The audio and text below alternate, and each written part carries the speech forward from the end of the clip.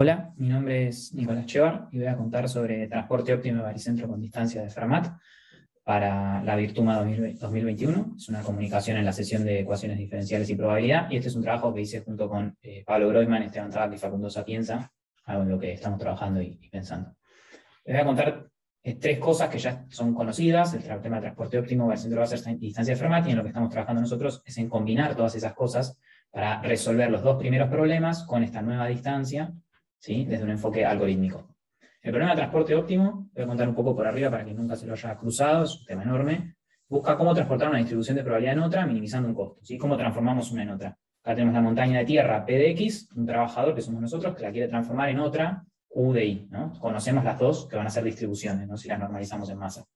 Entonces, lo que nos va a costar transportar de un punto, la tierra que hay en un punto X a un punto Y, es la distancia entre esos dos puntos, ¿no? Si está más lejos, me cuesta más. Matemáticamente, decimos que hay un costo xt de x, que es lo que nos cuesta transportarlo, y buscamos resolver este problema, ¿no? Minimizar sobre todo los transportes que mandan mu en nu, la distribución mu y la distribución nu. Esto quiere decir que t push forwardea mu en nu. Sí, básicamente que cuando aplicamos t, una distribución se transforma en la otra, y buscamos minimizar la suma de los costos punto a punto, ¿no? La integral pesada por la distribución mu, ¿no? Donde hay más masa, bueno, le vamos a dar más importancia. Eso se puede pensar también desde otro enfoque, que es el que después apareció con Kantorovich. El problema inicialmente lo formuló Monge, que es que la masa de un punto X, antes la mandábamos a un punto T de X, pero bueno, uno podría decir, pará, en X hay mucha masa, yo la puedo distribuir a varios puntos. Entonces, en vez de mandar toda a un solo lugar, y T de X, Kantorovich lo que propone es, bueno, la puedes mandar a distintos lugares, ¿no? Entonces aparece una pi que dice cuánta masa va de X ahí, ¿no? Y esa pi tiene que cumplir que toda la masa que sale de un punto es la que había y toda la que llega a una es la que tiene que llegar, ¿no? Y eso básicamente es que sea una distribución conjunta, ¿no? Que, o sea, que sus marginales sean muy nu, que es esta condición de acá, y bueno, volvemos a minimizar lo mismo, ¿no? Este problema, sí, fue estudiado durante un montón de tiempo, y cerca de los 90 hubo un teorema muy importante, que es el teorema de Brenier, que básicamente nos dice que bajo ciertas condiciones de regularidad, la formulación de Monge y Kantorovich son equivalentes, y nos da una forma, ¿sí?, de cómo es ese transporte. No voy a leer el teorema, pero lo quería poner en la diapositiva por si alguien está interesado en leerlo. Sí, básicamente nos dice que el transporte va a ser el gradiente de una función convexa. Y eso es un montón. Nos da un montón de información. Y a partir de ese teorema, uno puede trabajar teóricamente, y aparece la ecuación de Monge-Ampère para phi. Me parecía también importante mencionarlo. Pero bueno, eso va más por el lado teórico del transporte óptimo, que no lo vamos a tratar tanto, pero vale la pena mencionarlo. A partir de eso, uno puede decir, bueno, quiero definir distribuciones intermedias entre dos distribuciones. No tengo una distribución, otra, y quiero definir qué está en el medio, ¿no? Hacer un promedio es malísimo. Acá tenemos dos normales, una bien finita y una más ancha en azul, ¿sí? Si yo hiciera un promedio, una iría bajando y la otra subiendo, que no tiene ninguna información, es cualitativamente es pésimo. En cambio, uno que quisiera obtener algo como lo que se ve en la foto, ¿no? La normal de la izquierda se va trasladando hacia la de la derecha y también se va deformando y tomando la forma de la derecha. Eso es lo que hacen justamente los interpolantes de Macan, ¿no? Resuelven situaciones intermedias del problema de transporte óptimo, ¿sí? Lo que vamos a hacer básicamente es resolver el transporte y combinarlo con la identidad. Si hacemos todo de la identidad, la distribución roja va a quedar como estaba. Si hacemos todo el transporte, va a ser la azul. Si combinamos la identidad del transporte con combinaciones convexas, obtenemos cosas intermedias, ¿no? Este punto medio sí lo podemos pensar a partir de una distancia, ¿sí? Y esta distancia es la distancia Wasserstein, que básicamente, si nosotros pensamos cuánto nos cuesta transformar una distribución en otra, eso define una distancia, a partir del problema de transporte óptimo, ¿no? De cómo definimos que nos costaba transformar una distribución en otra. Sí, esta es la W2, pero bueno, uno puede cambiar el 2 por un P, básicamente, si toma el costo, la norma de la P. Siempre que uno ponga acá una distancia del espacio, ¿sí?, que integre, ¿no?, y que esto sea finito, va a obtener una distancia en el espacio de distribuciones. O sea, a partir de distancia punto a punto, llegamos a una distancia entre distribuciones, ¿no? Y es muy buena para cuantificar cuán distintas son dos cosas, ¿no? Tiene la ventaja, por ejemplo, respecto a la curva Kleibler, que es una distancia, efectivamente, ¿no? Entonces cumple simetría y, bueno, todas las propiedades de distancia. La W1 se conoce como Earth Mover Distance, que es lo que les conté del señor que trata de mover tierra de una forma o en otra. Bien, y ahora les voy a contar el baricentro de Wasserstein, que básicamente tenemos una distancia. Bueno, nosotros tenemos una distancia, podemos definir un baricentro, ¿no? ¿Cómo definimos típicamente el baricentro de una muestra? Lo solemos pensar como un promedio pesado, pero eso sirve solo si estamos en la distancia euclidia, ¿no? Si no, podemos pensarlo como el punto X, que minimiza esa cuantitad, y que es básicamente un promedio pesado. Y si cambiamos la norma por una distancia adecuada, tenemos un baricentro en el espacio adecuado, ¿no? Entonces acá las XY van a ser distribuciones, ¿sí? Voy a tener muchas distribuciones y voy a buscar una distribución que sea el baricentro de todas, o sea, que las represente a todas. Y lo podemos hacer con la distancia de Wasserstein WP en general, ¿no? Y la distancia de Wasserstein definida por cualquier distancia que yo tome, ¿no? Acá lo estoy haciendo con la Euclidia en principio, pero yo podría cambiar esto por cualquier costo o distancia. Si quiero que esto sea una distancia, la distancia de Wasserstein, acá tengo que poner una distancia como costo, ¿sí? Pero si pongo una distancia, voy a obtener alguna distancia de Wasserstein, y con esa distancia de Wasserstein puedo definir sus baricentros, ¿sí? Acá hay ejemplos de baricentros de Wasserstein con distancia euclidia, ¿no? Tenemos, tenemos acá, por ejemplo, el circulito rojo y la cruz verde, el corazón azul y estos dos puntitos amarillos. Entonces, bueno, si miramos, estas son las cosas intermedias, ¿no? Esto, por ejemplo, tiene un poco de todo, ¿sí? Si nos venimos acá, esto va a ser una combinación entre el corazón y esto. Bueno, acá está lo mismo en 3D, pueden entretenerse después viendo las imágenes. Esto tiene muchas aplicaciones. Por ejemplo, independizarnos de alguna variable, ¿no? Si, por ejemplo, esa variable es discreta, sería el caso más simple de pensar, y tenemos distintos grupos, uno puede decir, tengo, no sé, una variable discreta que me separa a 3 grupos, claramente. Bueno, si yo tomo baricentro respecto de esa variable discreta, de esos 3 grupos, voy a obtener un grupo solo, ¿sí? Y voy a poder comparar a los individuos y independizarme de esa variable que no me interesa en este momento. También podemos pasar muestras de un lado al otro si conocemos el transporte, ¿no? Tenemos una forma de ir de una distribución en otra, o sea, de un contexto en otro, y eso se puede usar para domain adaptation, que básicamente es, tengo un algoritmo o algo que sé usar en un contexto y me viene información de otro contexto nada que ver. ¿Cómo hago para aplicarlo ahí? Y bueno, puedo agarrar la información, la mando al contexto donde ya sé trabajar, aplico lo que quiero hacer y ya estoy. ¿Sí? La distancia de bases en W1 se usa mucho como distancia entre las distribuciones de colores de imágenes, no se usa mucho en tema de imágenes esto. Por ejemplo, en Color Transfer, que es básicamente, tenemos esta imagen y queremos transformarla, ¿sí? Dándole los colores de esta. O sea, tenemos esta imagen de estos porotos o uvas, lo que sea, que están todas rojas, y queremos obtener la misma imagen, pero con los colores de esta imagen, que son verdes. Entonces acá tenemos la distribución de colores como píxeles en 2 planos, en rojo y verde, en 2 dimensiones. Ahí vemos cómo esta es la distribución de la imagen verde, y vemos cómo estamos transportando el color, lo vamos transportando, acá tenemos las distribuciones intermedias, hasta transportarlo acá finalmente. Y como nosotros sabemos qué píxeles de cada color, la imagen se mantiene, pero cambia de color. ¿Sí? Bien. Ahora les voy a contar sobre algo nada que ver, que es la distancia de Fermat, ¿sí? Que es la idea que tuvimos de decir, bueno, ¿qué pasa si cambiamos la distancia euclidia en este problema y tratamos de poner una distancia más adecuada, quizás, para algún contexto? Bueno, los datos en un espacio ambiente, que es típicamente R a la mucho, ¿sí? De una dimensión muy alta, pero hay muchas veces que en realidad estos están en una superficie de dimensión mucho menor y se explican con mucha menor dimensionalidad, ¿no? La distancia de Fermat busca definir una distancia intrínseca a una superficie solamente a partir de las muestras, ¿sí? O sea, la superficie es desconocida, pero tenemos muestras y vamos a suponer la manifold hypothesis, que es que justamente estos puntos caen sobre una superficie.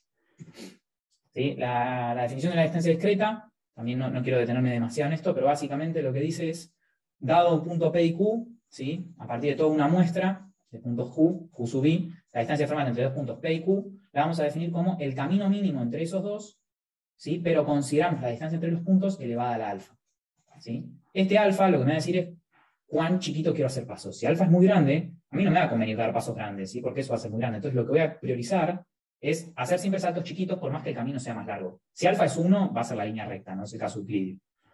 Pero cuanto más grande sea alfa, más importancia le damos a hacer saltos chiquitos. Y hacer saltos chiquitos, ¿sí? En la versión continua, es estar en zonas de mucha densidad.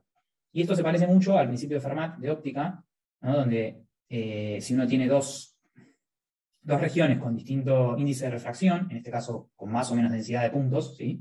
En este caso, la parte de la izquierda es mucho más densa que la de la derecha. Entonces, si uno eleva el alfa, el rojo será el alfa más alto, lo que pasa es que uno dice, bueno, quiero quedarme más tiempo en la zona de mayor densidad, ¿sí? Porque doy saltos más chiquitos, entonces me conviene. Y minimizar la parte donde tengo menor densidad. Entonces, fíjense que justamente eso es lo que hace, ¿no? Se queda lo más posible en la zona de mayor densidad y va en línea recta lo más directo posible en la de menor densidad. Bien, bueno, el azul y verde son situaciones con menos alfa, el verde es alfa casi 1, que es el caso euclidio. Y la distancia de Fermat continua, justamente, que se probó en un paper que converge justamente la discreta a esta continua, es justamente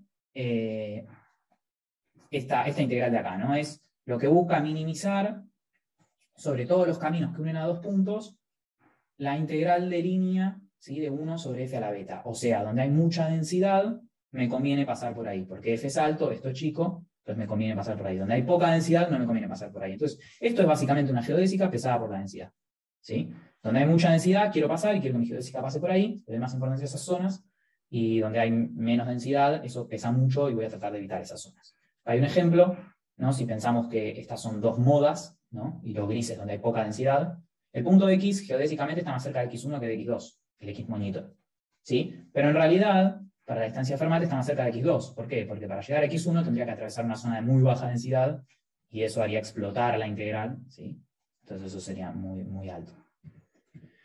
Bien, entonces la propuesta es decir, cambiemos el costo euclidio en transporte óptimo por el de Fermat, ¿no? O sea, y tratar de trabajar con transporte óptimo sobre superficies y baricentros sobre superficies, ¿sí? La distancia de Fermat sí tiene en cuenta la superficie. O sea, si yo uso la distancia euclidia, no me interesa la superficie en la que estoy. La distancia de Fermat le reinteresa la superficie y además le interesa la densidad de los puntos, ¿sí? Que también es bastante importante. Uno, en general, pensaría que donde tiene más datos es una zona más confiable. Y entonces, para expresar transporte óptimo computacionalmente, la parte de la integral se pasa a suma de costos sin problema. Lo que es más difícil es expresar la restricción de push forward, ¿no? Que cuando transporto, una distribución se parece a otra, que es que las distribuciones se parezcan, ¿no? Bueno, uno puede pensar en principio la forma más fácil, como para notar algo, es que dos nubes están igualmente distribuidas y la esperanza de f coincide para toda f, ¿no? Eso es que dos variables aleatorias tienen la misma distribución. Entonces eso lo podemos pensar con tres enfoques. Uno es optimización con restricciones, que es, elegimos algunas f's y pedimos que esto coincida para ese conjunto de f que elegimos. Otra es poner las restricciones en Lagrangiano, ¿sí? y en la función objetivo y obtener un minimax, ¿no? Las f's van a buscar maximizar y el transporte va a buscar minimizar. Las f's van a buscar que las cosas se parezcan, que terminen siendo la misma distribución, por ejemplo, y la t, que bueno, que se mueva lo menos posible, porque recordemos que yo quiero de todos los transportes posibles que tiene menor costo. ¿Sí? O tomar un enfoque de optimización combinatoria, que es simplemente pensar quién con quién tengo que asignar, ¿sí? Y ya. Bien. Entonces vamos a mostrar algunos ejemplitos. Acá tenemos puntos en la superficie, ¿no? En rojo es una distribución, la inicial, en azul es la objetivo a la que quiero transportar, y transporto por la superficie de estos dos puentes trivial, ¿sí? Amarillos, ¿no? Si yo usara primer y segundo momento nada más, con distancia euclidia, simplemente trasladaré lo que más me conviene, ¿sí? En cambio, al usar distancia de Fermat, bueno, fijémonos que las cosas van a parar a estos dos puntos de acá, o sea, se concentran acá y acá, y bueno, eso es porque justamente les conviene viajar por el puente, ¿no? Entonces, a este punto les resulta mucho más barato llegar acá que llegar acá al medio. ¿Sí? Entonces obtenemos algo así. Después uno puede agregar más funciones, ¿sí? Para recuperar mejor la forma. Por ejemplo, kernel, hacer kernel density estimation, agregar esas funciones como restricción y ya, y recupera mejor la forma. Acá hay otro ejemplo, ¿sí? Con el Swiss roll. A la izquierda si usamos la distancia de Fermat y a la derecha si usamos la euclidia. Acá ya empieza a decir, upa, mirá, a veces la euclidia me saca cualquier cosa a la superficie, ¿no? Usando solo primer y segundo momento es esto. Entonces, con muy pocas restricciones, Fermat está captando también algo de la superficie, y es justamente eso, ¿no? Porque Fermat es una distancia de la superficie, entonces te dice, si te vas de la superficie, te penalizo. Entonces, fijémonos cómo acá caen muchas cosas en la superficie, algunas no igual, ¿sí? Acá no cae nada, esto no entiende nada de la geometría que estamos utilizando, que es el caso euclidio. Después, algunos ejemplos con optimización combinatoria, que acá busca hacer un matching, quién con quién, no es lo mismo que el problema de matching. Entonces dice, bueno, esta nube de puntos de acá me conviene asignarle a esta nube de puntos de acá porque tengo este puente amarillo, que es la superficie que los une artificialmente, y esta de acá me conviene con la de acá arriba porque tengo este puente amarillo que los une artificialmente. En el caso euclidio, justamente sería la de arriba a la izquierda con la de arriba a la derecha, ¿no? Es un ejemplito muy, muy simple, pero para entender que, bueno, que importa mucho la superficie que elegimos. Un ejemplo que es un poco más interesante es el de color transfer que les mencioné, ¿no? Si yo quiero transportar esta distribución de colores azules en esta distribución de colores rojos, que corresponden a estas imágenes, con la distancia euclidia, estos puntos irían a parar acá, estos acá, sería una traslación en ese sentido. Con la distancia de Fermat trata de reconstruir una superficie con estos puntos, que sería una especie de media luna por acá, y cuando transporta ahí, sería como que los puntos azules rotan en los puntos rojos, ¿no? Entonces, estos de acá van a ir a parar acá, y estos de acá van a parar acá, entonces pasa todo lo opuesto, ¿no? Y eso se ve en las imágenes. Esto no está muy regularizado ni nada, o sea, es simplemente lo que les conté, ¿no? Transportar unos en otros. Arriba tenemos el caso euclidio y abajo tenemos el de Fermat, ¿no? Vemos que tenemos, nada, los colores totalmente opuestos, ¿sí? Entonces, dependiendo del contexto, puede ser una decisión muy buena y muy útil seguir a la superficie o no. Acá hay otro ejemplo de baricentro, con optimización combinatoria, ¿sí? Acá uno define el soporte es toda la media luna que vemos, con estos dos nubes. Entonces tomo baricentro entre estos amarillos y estos amarillos y obtengo algo como acá. Si esto es un baricentro con la distancia esta que definimos a partir de la distancia de Fermat. O sea, a partir de la distancia de Fermat resolvemos transporte óptimo, tenemos una distancia en el espacio de distribuciones y a partir de esa distancia podemos definir el baricentro, ¿no? Entonces el baricentro que va a caer sobre la superficie, ¿sí? Va a tratar de minimizar la distancia a las dos distribuciones. Y fijémonos que tiene una varianza parecida, pero cae todo sobre este arco, porque este arco minimiza mucho menos viajar por este arco chiquito interno que por el de afuera, ¿no? Porque geodésicamente es mucho más largo. Acá quizás no vemos tanto el efecto de la densidad, pero sí vemos la parte geodésica de Fermat. Para el problema de baricentro, ¿sí? Uno le conviene seguir el enfoque de Minimax. En general el enfoque de Minimax es más ventajoso porque uno cuando hace optimización con restricciones elige las funciones que va a tomar, ¿no? En cambio, cuando uno hace Minimax, esa función puede ir cambiando todo el tiempo. Entonces se puede ir adaptando a lo que uno necesite, ¿no? Uno lo puede pensar como un juego entre dos oponentes, ¿no? Los transportes van a ser los que van a decir, bueno, quiero moverme lo menos posible, quiero minimizar el costo, y las Fs, ¿sí? Van a ser las que digan, bueno, quiero que las distribuciones se parezcan, ¿no? Si tenía dos distribuciones, bueno, que vayan a parar al mismo lugar, ¿no? Que ese lugar sea el baricentro, no vale mandar una para un lugar y otra para otro lugar, nada que ver. Yo quiero que las dos vayan a parar al mismo lugar, y ese lugar va a ser mi baricentro, ¿no? Entonces las F juegan a que se parezcan, y el transporte juega a minimizar el costo.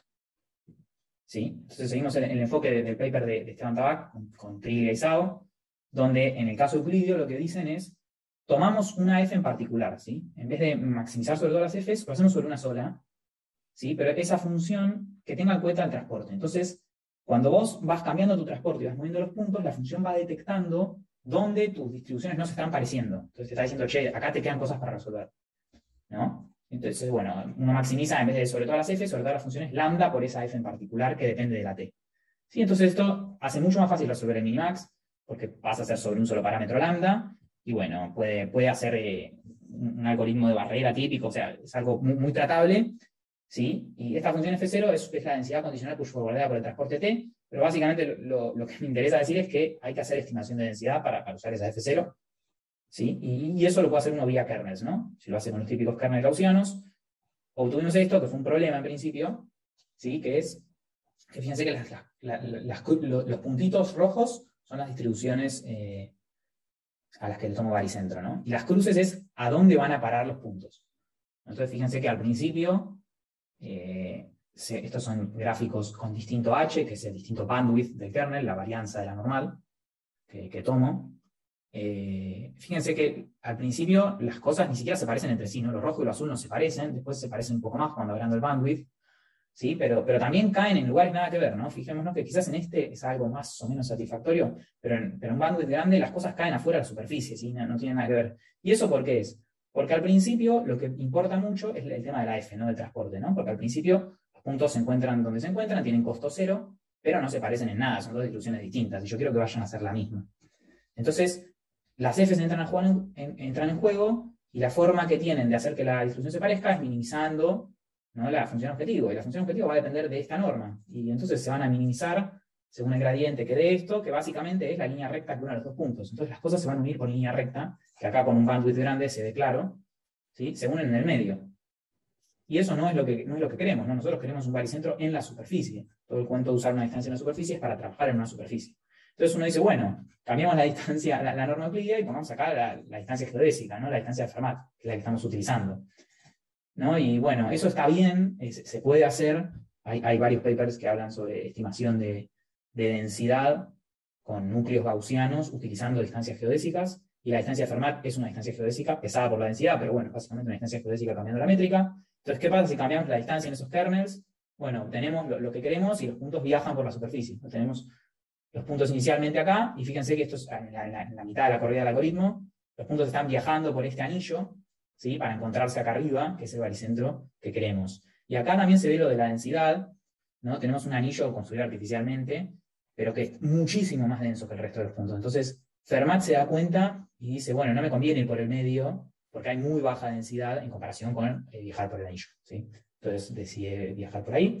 Y acá tenemos un ejemplo más de baricentro en el Swiss Roll, ¿sí? De dos distribuciones, las dos rojas, y el baricentro pasa a ser esta 9 puntos amarilla y verde. Amarillos son unos, verdes son otros. Fíjense que las distribuciones entre sí se parecen, la amarilla y la verde. Justamente eso es que las F ya hicieron su trabajo y lograron que las distribuciones se parezcan. Y la T, cuando le toca minimizar, bueno, logra minimizarlo ahí, ¿no?